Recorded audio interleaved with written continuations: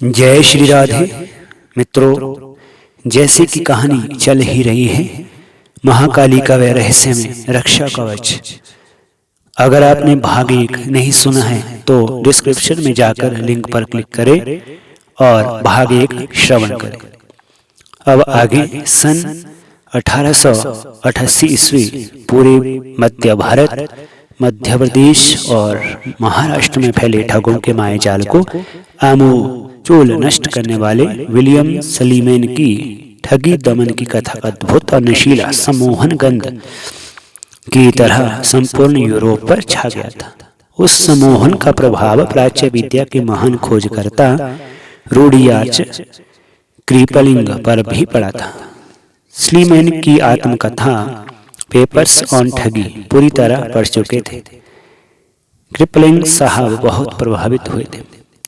Crippling साहब ने अपनी खोज पुस्तक में एक स्थान पर लिखा है कि प्रत्येक हत्यारे का अपना एक चेहरा होता है और उस चेहरे के कारण अंत में पकड़ में वह आ ही जाता है, लेकिन साधना के गहन अंधकार में आकंठ डूबी हुई रक्त रंजित भक्ति को कोई पहचान नहीं पाता।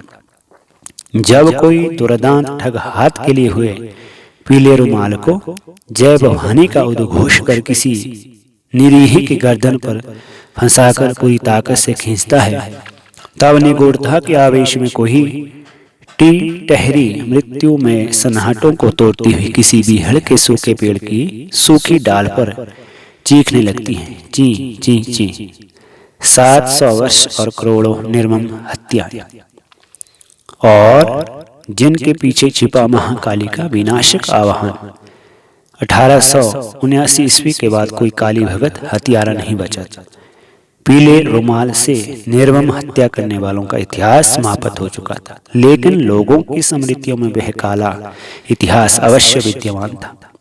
लेकिन क्रिपलिंग की दिलचस्पी ठगों और ठगी के काले इतिहास में नहीं थी। उनकी थी भारत की गुप्त रहस्य में दैवीय विद्याओं, विलुप्त सभ्यताओं, आदिम अंधविश्वासों, इंद्रजालों, अशरीरी तत्वों और प्रेतात्माओं तथा पिशाचों। अपने अतृप्त मन की इसी आकांक्षा से प्रेरित होकर क्रिपलिंग सुदूर कटरवरी से कलकत्ता पहुंचे थे। उसी समय उनकी लगभग उम्र रही होगी 30 वर्ष। क्यों आए थे कलकत्ता क्रिपलिंग साहब इतनी दूर से? अपने अतृप्त मन की आकांक्षा को पूरे करने के लिए मंद स्वर में उत्तर दिया तरनी बाबू ने। फिर आगे की कथा कहने लगे। सीधे पहुंचे क्रिपलिंग साहब काली घाट। काले चमकीले पत्थर की बनी गले में मुंडमाल पहने काली घाट की महाकाली की विशाल मूर्ति को जी भर के देखा उस अंग्रेज जिज्ञासु ने।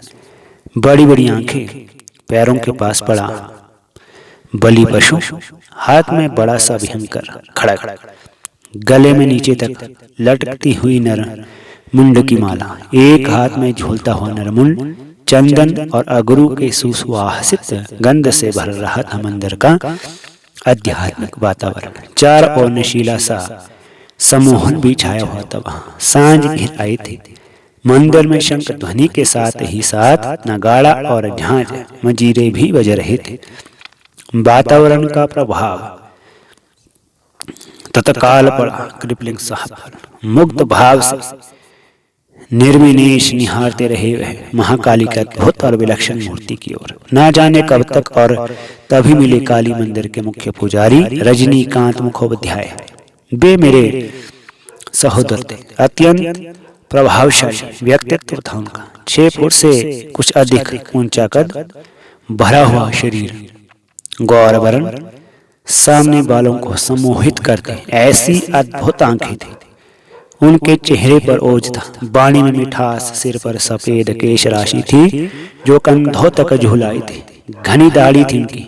रूडियार्च क्रिपलिंग के बारे में रजनीकांत मुखोपाध्याय ने काफी कुछ सुन रखा था। उन्हें इस बात की भारी प्रसन्नता थी कि क्रिपलिंग साहब भारतीय धार्मिक आस्थाओं के प्रति पूर्वाग्रही नहीं थे, अपितु वे भारतीय देवी देवताओं का आदर सम्मान भी करते थे। यह सुनकर आश्चर्य के भाव से क्रिपलिंग महाशय बोले, लेकिन उसकी भाषा तो बहुत ही कठिन है।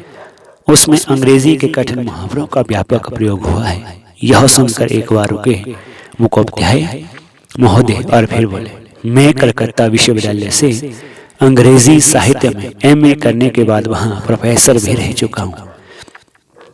फिर उन्होंने अंग्रेजी में कहा, शेक्सपियर और वायरन मेरे प्रिय रचनाकार थे, जैसे कि आप हैं।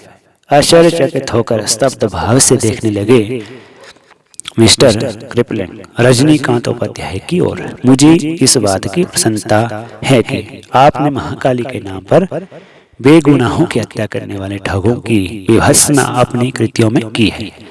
रजनीकांत मुखोपाध्याय महाशय बोले, हमारा हिंदुत्व और उसके विचित्र अवतार घृणा, कत्ल और हिंसा नहीं, प्रेम, दया, कृपा, करुणा की व्याख्या करते हैं, भाईचारे का उपदेश देते हैं। मैं संतुष्ट हूँ कि आपने हिंदुत्व की आत्मा को भली भांति समझा है। यह सुनकर क्रिपलिन होठों पर उंगली रखकर कुछ देर तक न जाने क्या सोचते रहे और फिर बोले, यह रक्त रंजित भक्ति कैसी है। अभी अभी मंदिर में 3-4 बकरों की बलि दी गई है। थोड़ा कम गंभीर होकर रजनीकांत मुखोपाध्याय बोले, इसके रहस्य से अपरिचित होने के कारण ही आपने इस रक्त रंजित भक्ति की संज्ञा दी है, लेकिन बात कुछ और ही है। वह क्या है? क्रिपलिन जिज्ञासु थे। हिंदुत्व के अनुसार जिस जीव के, चाहे वह मनुष्य हो या कोई हो, मनुष्योत्तर प्राणी, यदि उसमें अज्ञानता अपनी चरम सीमा पर हो तो उसे पशु की संज्ञा दी जाती है। पशु में महापशु छाग यानी बकरा है। बकरे जैसा कोई अन्य पशु नहीं है संसार में, इसी कारण उसका कोई उपयोग नहीं है। उसकी पशुता की चरम सीमा आप इसी से समझ ले कि वह मातृगामी भी है। इससे अधिक क्या हो सकता है? पशुता का लक्षण। अन्य पशु मातृगामी नहीं होते, लेकिन बकरा होता है। यह पशुता का चरम उत्कर्ष है। बकरे की बलि वास्तव में अज्ञानता की बलि है, वह हत्या नहीं बल है। श्री कृष्ण ने कंस की अज्ञानता का वध किया था, उसकी हत्या नहीं। हत्या और वध की परिभाषा में अंतर है। रावण भी अज्ञान और मूर्खता का साकार रूप था। राम को इसलिए वध करना पड़ा। भगवान श्री कृष्ण और भगवान श्री रामचंद्र का एकमात्र लक्ष्य था कंस और रावण को परम गति प्राप्त हो। इसी उद्देश्य से दोनों का वध किया गया। यहाँ भी यही बात है। पशु का अर्थ जीव भाव भी है। बकरे में जो जीव भाव है उसकी प्रगति नहीं है। बकरा मरेगा तो उसका अगला जन्म बकरे का ही होगा, बार बार बकरे के रूप में जन्म लेगा और बार बार उसी रूप में मरेगा, क्योंकि किसी अन्य प्राणी के रूप में उसका चरम पशुता के कारण जन्म होना असंभव होता है। उसकी बलि इसलिए माँ की साक्षी मानकर दी जाती है कि वह अज्ञान से मुक्त होकर अगले जन्म में कोई अन्य प्राणी के रूप में जन्म ले सके या फिर अपने निज लोक यक्ष लोक चला जाए, क्योंकि वह यक्ष लोक का प्राणी माना जाता है। यह तो है एक पक्ष। दूसरा पक्ष है आध्यात्मिक। उसे तभी आपको समझाया जा सकता है जब आप सात्विक भाव और सात्विक वृत्ति से भारतीय आध्यात्मिक की गहराइयों में प्रवेश करेंगे। अचानक बोलते बोलते एक बार उठे रजनीकांत मुखोपाध्याय। आप रुक क्यों गए मुखोपाध्याय महोदय?